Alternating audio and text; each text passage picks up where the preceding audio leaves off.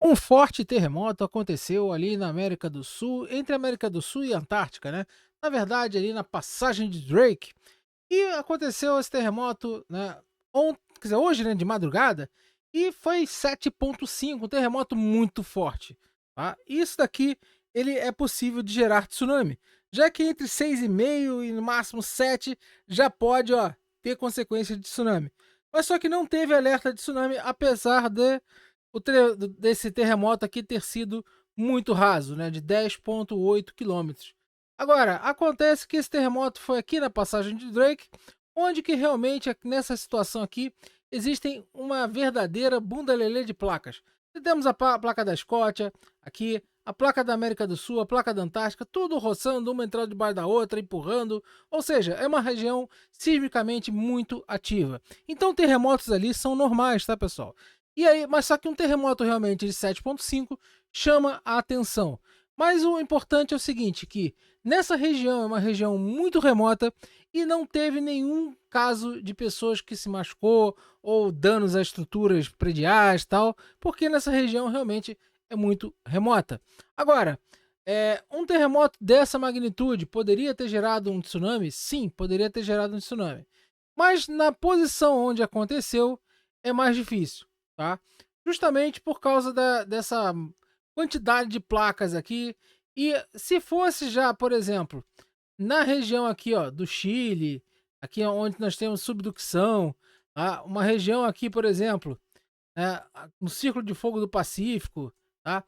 Aqui na Rússia, né, onde está tendo aqui, ó, subducção também, onde teve aquele terremoto muito forte de 8,8 que gerou o tsunami, tá?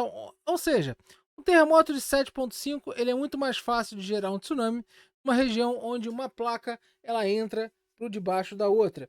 Agora, onde elas se colidem e se roçam, ali é muito mais difícil de gerar um tsunami, porque o tsunami ali não basta ter a ondulação. Simplesmente, o que acontece? Quando você tem essa entrada, essa liberação de energia, e literalmente a placa ela dá uns tapinhas no bumbum do oceano.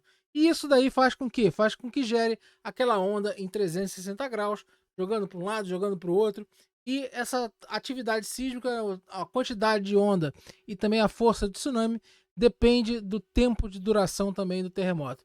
Acontece que esse terremoto ele não teve, apesar de ter, por exemplo, a força de 167 bombas nucleares de Hiroshima, tá?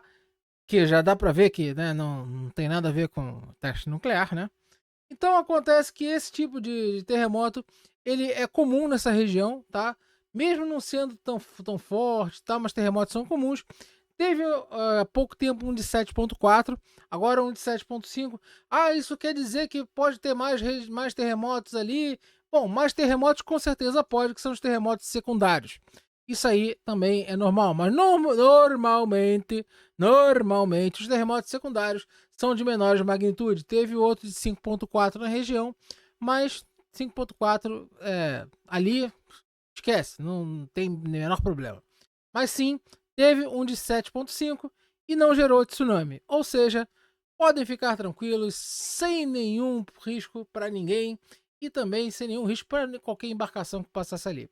O maior risco ali é mesmo os ciclones, que ciclones polares aqui na passagem de Drake, principalmente quando a oscilação da Antártica está negativa, ela fica muito aqui nessa um ciclone aqui, né, no caso, ciclone polar, fica muito aqui saindo da Península Antártica e jogando as frentes frias aqui para o Brasil.